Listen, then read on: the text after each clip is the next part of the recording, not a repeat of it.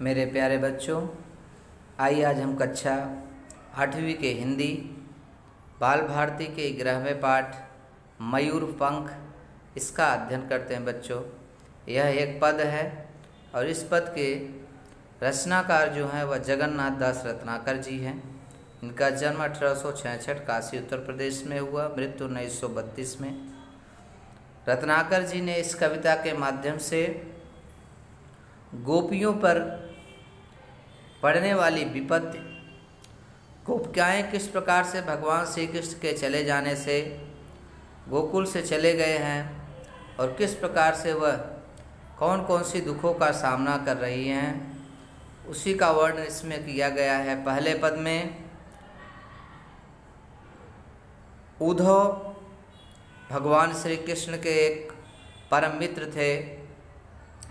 उन्होंने श्री कृष्ण ने उद्धव को गोकुल भेजा है कि जाओ वहाँ का हाल चाल लेकर के आइए, देखिए कि वहाँ की स्थिति कैसी है। और जिसके कारण उद्धव गोकुल जाते हैं। गोकुल जाने का, जब गोकुल जाते हैं उसी का वर्णन इस पद में जगन्नाथ दास रत्नाकर जी ने किया है। तो पहला पद चलो बच्चों स्टार्ट करते हैं। वीडियो का तक बने रहिए जिससे हम आपको पूर्णतः इसे समझा सकें।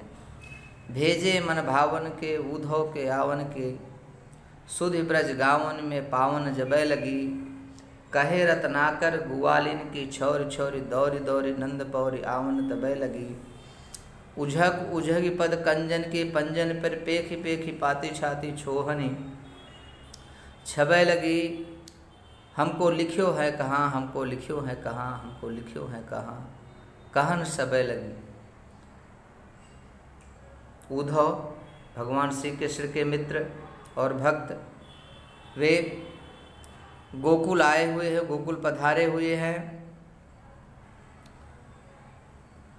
और उनके आने का संदेश सुनकर के सुधि ब्रज गावन में पावन जबे लगी। जब ब्रज के गांव के लोग जब यह सुनते हैं कि भगवान श्री कृष्ण ने किसी मित्र को जो है संदेश के माध्यम से यहाँ पे भेजा हुआ है हमारी छोड़ लेने के लिए, हमारी शुभकामना के लिए या हमारे बारे में समझने के लिए, तो कहे रत्नाकर ग्वालिन की छोर छोर। रत्नाकर जी कहते हैं कि जो ग्वालिन हैं वे छोर छोर यानी झुंड के झुंड दौड़ दौड़ दौड़ दौड़ करके नंद बाबा के पौरी आवन तबे लगी, और यानी घर सभी जुटने लगे। जब ग्वालियों गांव की ग्वालिनियाँ जब सुनती हैं कि कोई जो है श्री कृष्ण के द्वारा भेजा गया है, तो सब अपना काम धाम छोड़ करके झुंड के झुंड नंद बाबा के घर जो है जमा हो जाती हैं।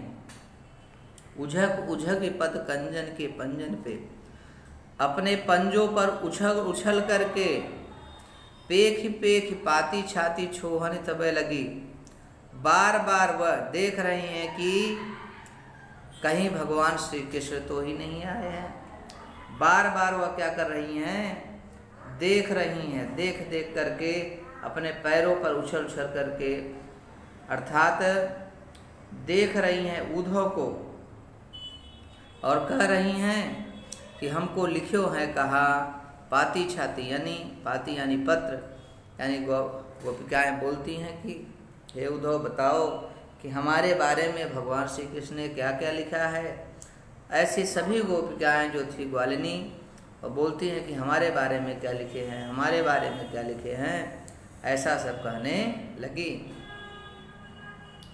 तो दूसरे पद में देखिए बच्चों, कान दूत कह दो ब्रह्म दूत हवे पधारे आप, धारे पर्ण फेरन की मति ब्रजबारी ही। कहे रत्नाकर पे प्रीति रीति जानत ना, ठानत अनीत आन नीत ले अनारी की। मान्यो हम कान ब्रह्म एक ही कहो जो तुम, तहु हमें भवती भावती न भावना अन्यारी की। जहे चहे बन बिगरी न बारिधीता बारिध की बूंदता बिलय है बूंद बिबस बिचारे की।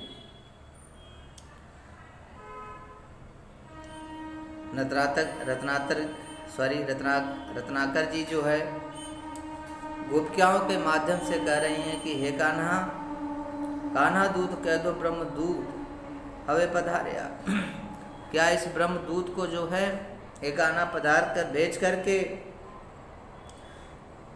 इन ब्रज के लोगों का जो प्रण है उनकी मति को तुम बदलना चाहते हो?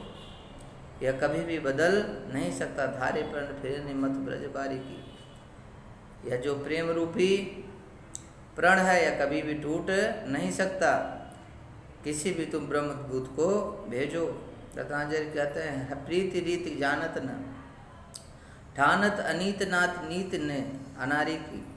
हम लोग अनारी भले ही हैं लेकिन जिससे प्रेम कर लेते हैं वह कभी भी उससे जो है संबंध जोड़ते नहीं हैं। माने हम कान ब्रह्म एक ही कहो जो तुम तहु में भवत न भावना ने हरि की। हे कान्हा, अगर तुम खुद कह दिए होते तो हम मान लेते, लेकिन हम इस ब्रह्म उपासक से हम ये चीज़ें नहीं मान सकते हैं। भले ही हम अनारी हैं लेकिन आपकी लीलाओं को हम जो है समझते हैं। जय हैं बनी बिगरी न बारिधता बारिध की बूंदता बिलय है बूंद बिबस बिचारी की। भले ही हम परेशान रहे लेकिन तुम्हारा एक प्रेम रूपी बूंद जो है हमारी अग्नि रूपी भावनाओं को ठंडा करता रहेगा। हम उसी में, लेकिन यह ब्रह्म के उपासक हम नहीं होंगे।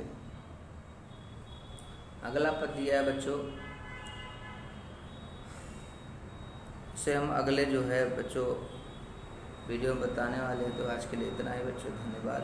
वीडियो को अंत तक देखिए और हमारे चैनल को अगर आपने सब्सक्राइब नहीं किया सब्सक्राइब ज़रूर करिए। आज के लिए इतना ही बच्चों।